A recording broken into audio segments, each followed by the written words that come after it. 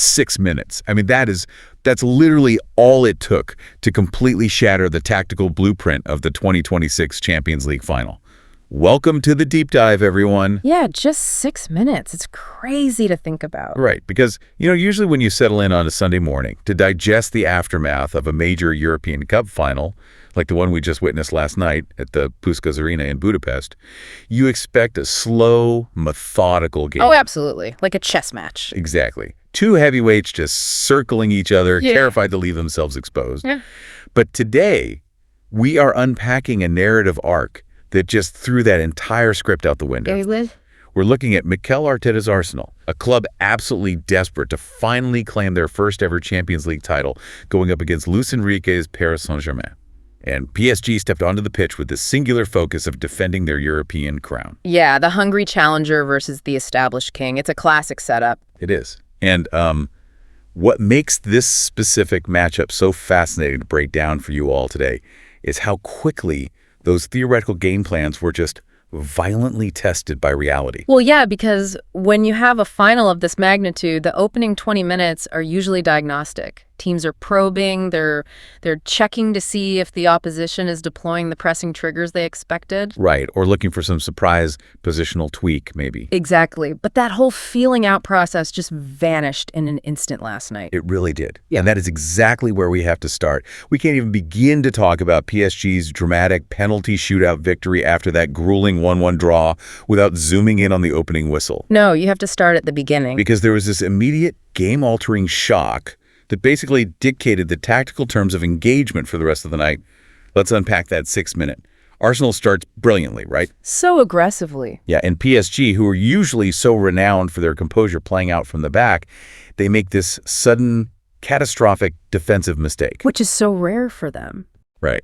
And Kai Havertz just pounces, delivers this clinical finish, and just like that, Arsenal is up 1-0. And, that goal is actually a perfect case study in high-stakes pressing. When we look at how that mistake materialized, it wasn't just a random slip by PSG. It wasn't just bad luck. No, not at all. It was forced. Arsenal recognized this slight hesitation in PSG's build-up phase. There was this moment where the spacing between the center backs and the pivot midfielder was just like a yard too wide. Oh, wow. Just a yard. Yeah, at this level, that's all it takes. Yeah. Havertz anticipated the passing lane, and the execution was just ruthless. But what's truly compelling is what happens next. Because scoring early in a Champions League final is, it's often described as a double-edged sword. Okay, wait, I want to jump in on that right there. Yeah. Because human nature dictates that when you have something incredibly valuable, like a 1-0 lead against the defending European champions, your first instinct is to protect it. Right. Oh, for sure. You want to guard it. You put your arms around it and pull back. Uh-huh. So, based on the source analysis, did this early 6th minute goal actually ruin Arteta's intended game plan? Like, did it force Arsenal into a defensive mindset far too early? Basically, inviting PSG to just attack them for 84 straight minutes. Well, it's a completely natural assumption to make. It's like an underdog boxer landing a shock first-round knockdown against a heavyweight champion. Yeah.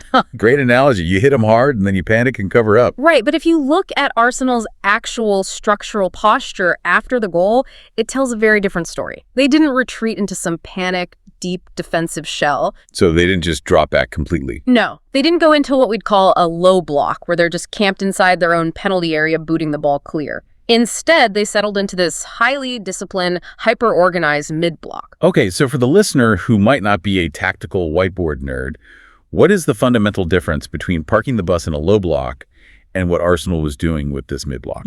Basically, it's all about where you choose to engage the opponent.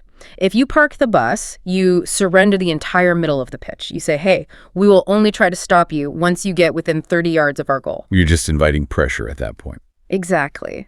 But a mid-block is much more active. Arsenal maintained a really compact shape, think of like 2 banks of 4 players situated roughly between the halfway line and the top of their own defensive third. So they're higher up the pitch. Yes. They were actively denying PSG's playmakers, guys like Vitinha. any space to turn and dictate the rhythm in the center of the park. And I mean, it requires immense concentration to pull that off. I can imagine. Everyone has to be perfectly synced. Right. Your defensive line and your midfield line have to move in absolute synchronicity. Because if one player steps out of position to chase the ball, a team of PSG's caliber will instantly slice a pass right through that gap. So it's less like hiding in a bunker and more like forming this organized phalanx where every shield overlaps. That's a great way to visualize it. And for a long time, it worked beautifully. I mean, Arsenal looked genuinely capable of securing the trophy based entirely on this structural solidity. They really did. They looked impenetrable for a while. They were dictating the spaces, forcing PSG to play lateral passes just side to side without actually penetrating the dangerous areas. Arteta's plan was clearly to frustrate Luis Enrique's side, absorb that sterile possession, and then strike on the counterattack when PSG inevitably overcommitted forward. Right, and the Havertz goal just gave them the perfect scoreboard advantage to execute that strategy. Exactly. Which brings us to the massive pivot in this narrative. Yeah. Because as brilliant as Arsenal's discipline was, they couldn't hold on to that 1-0 lead. We have to look at PSG's response to that early adversity. And that response is everything. Right. You would think an uncharacteristic mistake in minute 6 of a European final would rattle a team. Like it would make them second-guess their passing, maybe start playing long balls out of fear, but PSG didn't flinch at all. No, they completely bypassed the panic phase. And honestly, that is the hallmark of a champion. Instead of rushing, they methodically turned the screw. Methodically being the key word there. Absolutely. Luis Enrique didn't just throw an extra striker on the pitch and yell at everyone to attack. He adjusted the geometry of his team to slowly strangle Arsenal. Okay, I have to ask, how exactly do you strangle a team that is defending as perfectly as you just described Arsenal defending? Like, what is the actual tactical mechanism there? Well, you do it by manipulating width and creating numerical overloads. So Enrique essentially pushed his fullbacks incredibly high up the touchline. Just totally bombing forward. Right. And this effectively transformed PSG's formation and possession into a 2-3-5. 5 attackers. That's aggressive. Very. By keeping their wingers incredibly wide and pushing those fullbacks up, PSG physically pinned Arsenal's wide players like Saka and Martinelli deep into their own half. Oh, wow. So Arsenal's 4-4-2 defensive shape was physically flattened into essentially a flat back 6. Ah, I see. So it's not that Arsenal voluntarily decided to stop counterattacking and just sit deep. It's that PSG's attacking shape created this immense gravity that literally pulled Arsenal's wingers backward. Precisely. Because if Saka doesn't track back, PSG's fullback has a free run at the penalty box, so he has to go. But once your wingers are pinned that deep, you lose your transition outlets. Because they're too far away from the action. Exactly. When Arsenal finally did win the ball back, their most dangerous attackers were 60 or 70 yards away from PSG's goal, and they were exhausted from defending. Just totally drained. Yeah. Oh. That is how you squeeze a pitch. Yeah. PSG starved Arsenal of the ball, which starved them of offensive oxygen, which inevitably leads to a buildup of physical and cognitive fatigue. Cognitive fatigue, I love that term. Because it really highlights how exhausting it is to just think the game at that elite level. Oh, it's mentally brutal. You aren't just running.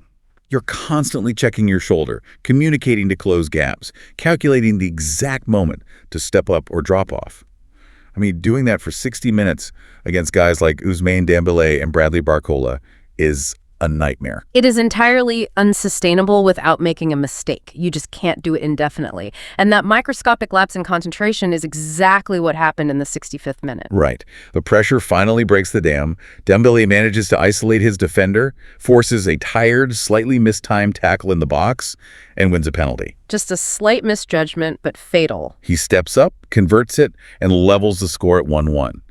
And from that exact moment, the dynamic of the match fundamentally shifts, doesn't it? The momentum swings entirely to the French champions. It was a profound psychological shift, because once parity was restored, the dynamic tension that Arsenal relied upon was just gone. The game state changed. They weren't protecting anything anymore. Right. Arsenal was no longer defending a historic victory. They were suddenly fighting just to survive the onslaught.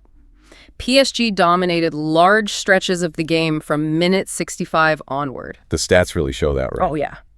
If you look at the accumulation of expected goals, or XG, and the territorial dominance during that period, it was practically a one-way street toward the Arsenal penalty area. But I want to challenge a narrative that often pops up when a team is under this kind of siege.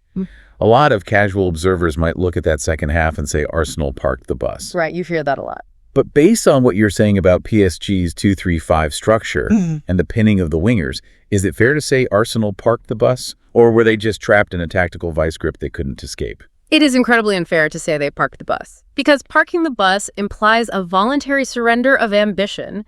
It's a tactical choice to just stop playing football. Like giving up on offense completely. Exactly. Arsenal didn't stop trying to play. They were simply overwhelmed by the quality of PSG's possession game. It's the difference between locking yourself in a room voluntarily versus someone else pushing you into a corner and holding you there. Yeah, that's a great distinction. Arsenal maintained their tactical discipline and their defensive resilience under immense duress. They weren't just blindly hacking the ball into the stands. They were still trying to find passing sequences. But PSG just wouldn't let them. Right. PSG's counter-pressing, their immediate swarm to win the ball back within seconds of losing it, was just too fierce. Which perfectly sets up the climax of this entire story.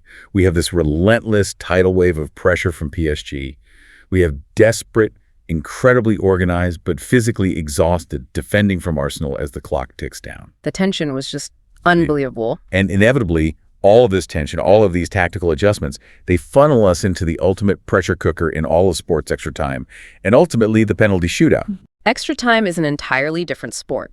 The tactical whiteboard largely gets thrown away, and it becomes a pure battle of attrition. Just survival mode. Yeah, the match produced plenty of drama in those 30 minutes, but no winning goal.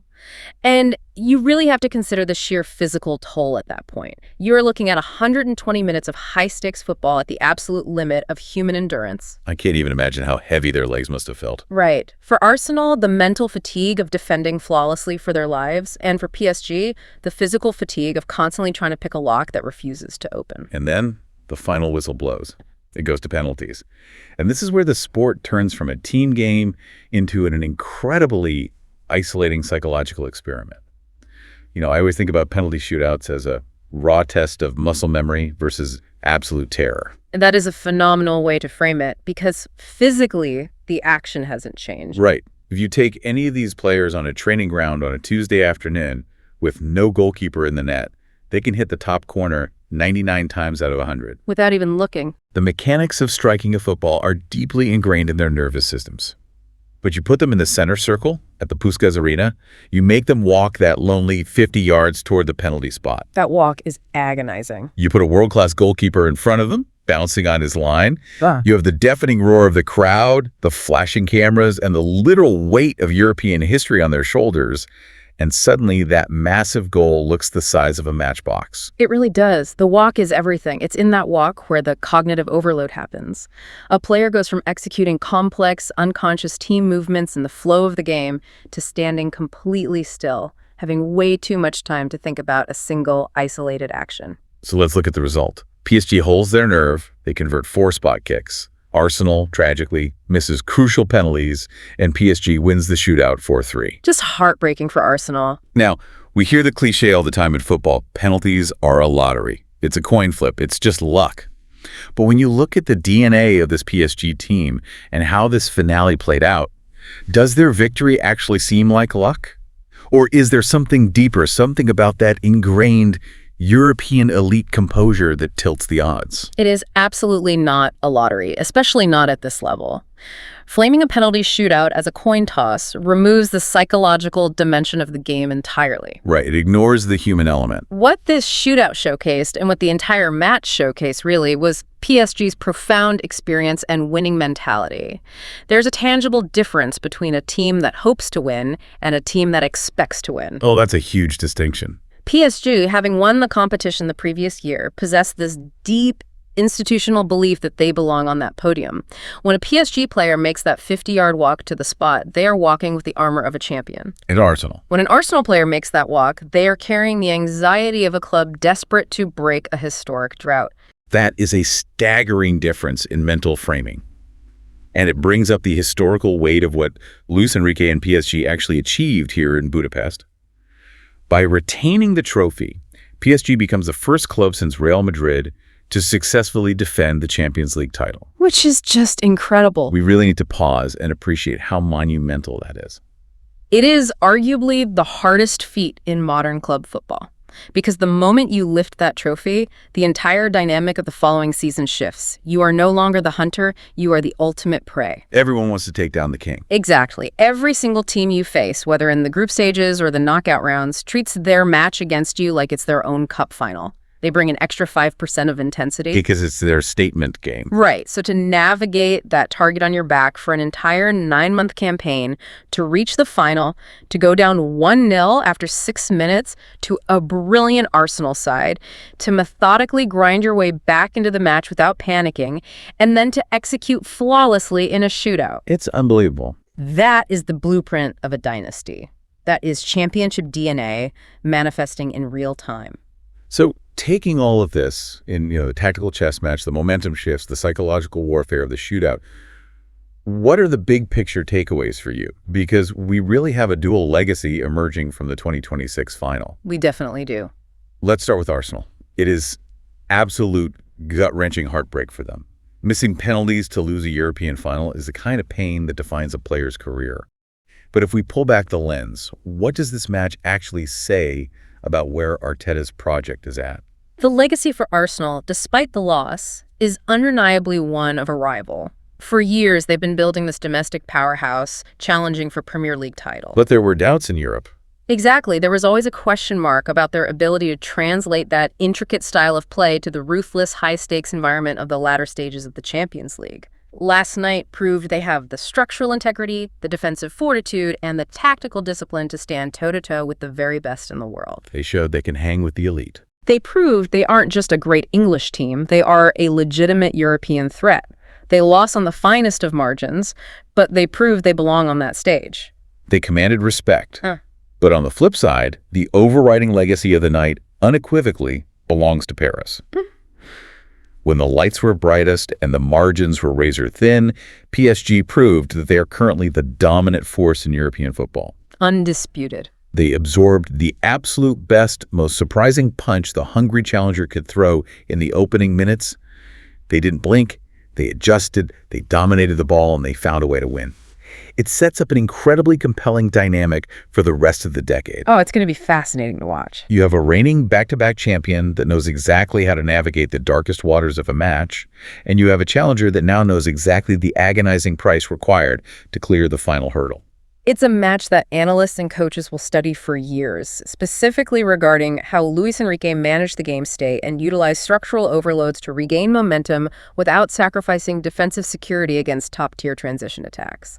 A total masterclass. It really was a masterclass in controlled aggression. Absolutely. And that brings us to the end of our deep dive for today. Thank you for joining us to unpack the tactical nuances, the shocks, and the immense pressure that defined the 2026 Champions League final in Budapest. But before we sign off, I want to leave you with a final thought to mull over. Let's hear it. We spent a lot of time today talking about how PSG utilized their vast experience to build a dynasty, relying on that championship armor to find composure when the terrified muscle memory of a shootout kicks in. But for a rising, ambitious team like Arsenal, what does the psychological toll of a dramatic shootout loss actually do to a squad's internal chemistry? That's the big question. Does getting that close only